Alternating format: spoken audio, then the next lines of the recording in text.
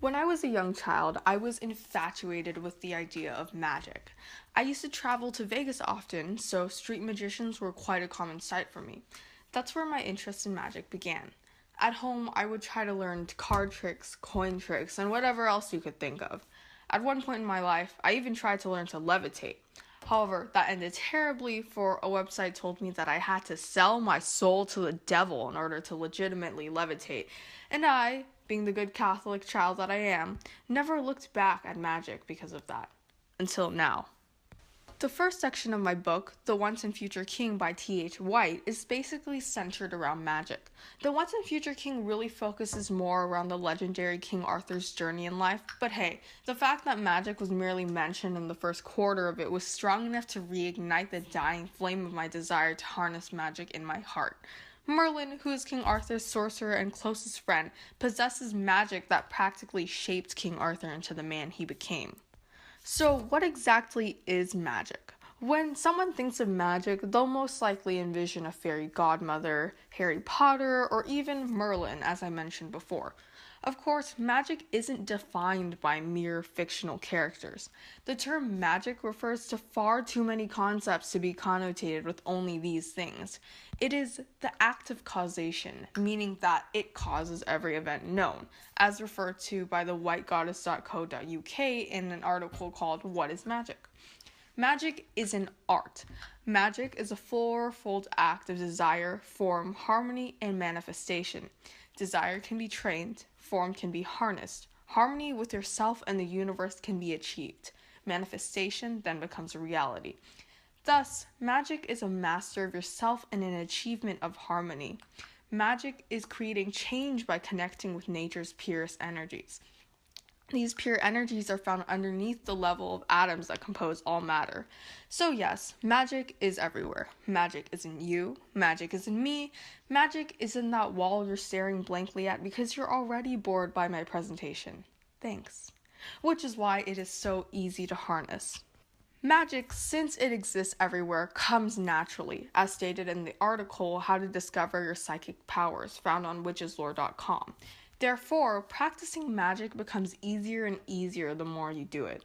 It's kind of like releasing water from your faucet. At the very beginning, for a split second, the handle of your faucet is only turned a couple of millimeters, causing the water to come out in drops. But the more you turn the handle, the more easily and freely water flows out. However, even though magic is relatively easy to harness, the preparatory work for it is a bore.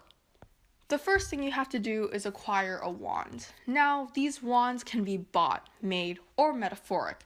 Yes, you can use that wand you bought from Harry Potter World at Universal Studios for $47. Yes, you can make your wand out of various household items. And yes, you can just have a stick represent your wand. As long as you know it's a wand, it's a wand. Next, you must find a sacred space. It doesn't matter where the space is as long as you will not be disturbed whilst in it, because this area will allow you to still the mind, body, and spirit, which creates a spiritual connection to an otherworldly portal. You'll need to prepare your sacred space with a place to sit, a lamp, a desk, and a table where a candle, incense, and an oil burner can be placed. Your table should be decorated with crystals, a talisman, an amulet of plant, a small vase with flowers, or a statue. You must use colored candles to represent the Christian archangels, Uriel, Raphael, Michael, Gabriel, and their elements, earth, air, fire, and water. These candles are placed in the north, east, south, and west of the altar, with Uriel's green earth candle in the north, Raphael's yellow air candle in the east, Michael's red fire candle in the south, and Gabriel's blue water candle in the west. They symbolize you calling upon the 4 watchtowers for energy and protection. Now, are you ready to give up on magic yet because the prep work is simply too much? Me too! But wait, there's more. Before you begin your magical training session, you have to meditate for 15 to 30 minutes every single time. Now, we're not meditating just for the fun of it. No, no, no. Meditation before beginning your magical training actually has a purpose. It helps to open your mind and make you more receptive, allowing you to tune into and open up your magic. It can be performed using different methods, which vary from person to person depending on personal preference.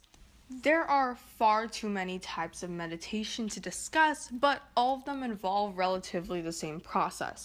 First, prepare your sacred space by lighting candles, burning incense, etc.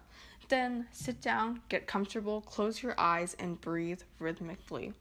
Envision a small light at the base of your spine, either growing or moving upwards towards the crown of your head.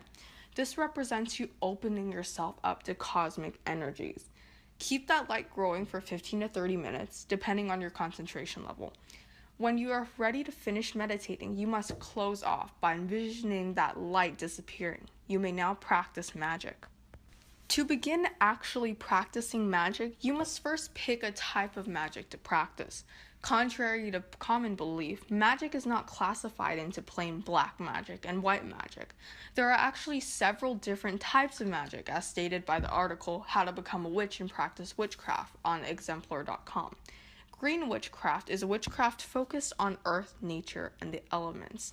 Hedge witchcraft is also nature-based witchcraft, except this type features elements of shamanism, which is a state of being where one has access to spirits. Electric witchcraft is a blend of various traditions, including, but not limited to, witchcraft traditions. What do you know? Neo-pagan witchcraft is typically a witchcraft practiced in the service of one's ancestral gods. Kitchen witchcraft is practical witchcraft, focused on the use of herbs and other natural specimens common to everyday life.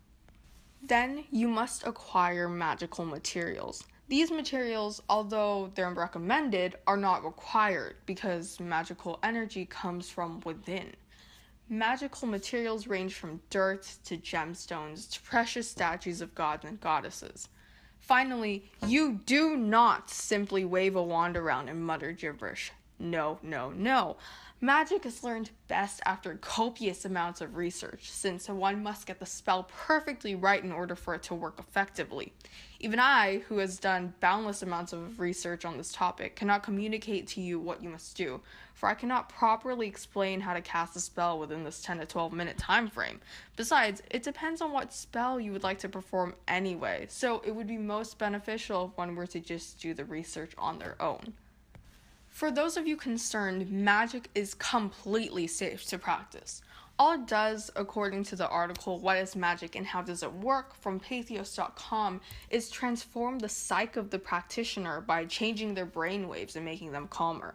The quote-unquote side effects of magic are much more mild than, per se, the side effects of your local drugstore medicine. Another concept to note is that magic is all about perspective, according to the article How to Become a Witch and Practice Witchcraft from Exemplar.com. In other words, as cheesy as it sounds, you need to believe in magic for it to work. It is also neither good nor evil. Magic, in its natural form, is neutral. It is what you make of it. It follows the rule of 3, meaning that the outcomes are threefold of what you input. So, if you perform good magic, the results will be 3 times more positive than what you performed. Likewise, if you perform bad magic, the results will be 3 times more negative than what you performed. There are also 10 laws that follow the usage of magic. They're not laws that one must abide to, but instead predictions of what would happen after performing magic. They are as follows. 1. What one gives magical energy is also received.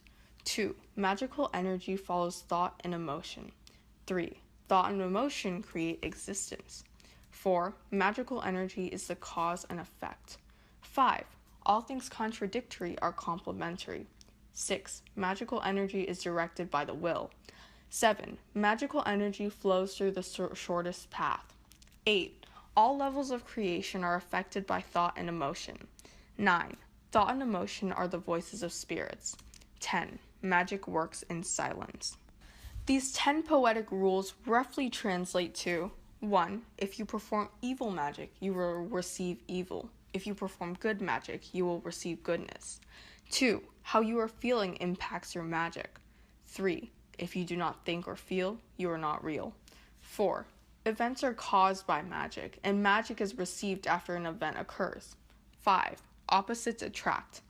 6. You must want something in order to effectively direct your magic. 7. Magic works in the easiest and simplest ways possible. 8. Thought and emotion control life. 9. Spirits speak through thoughts and emotions. 10. Silence is the key to practicing magic. It is important to keep these laws in mind when practicing magic, for they give you an estimate as to what will occur due to your spells.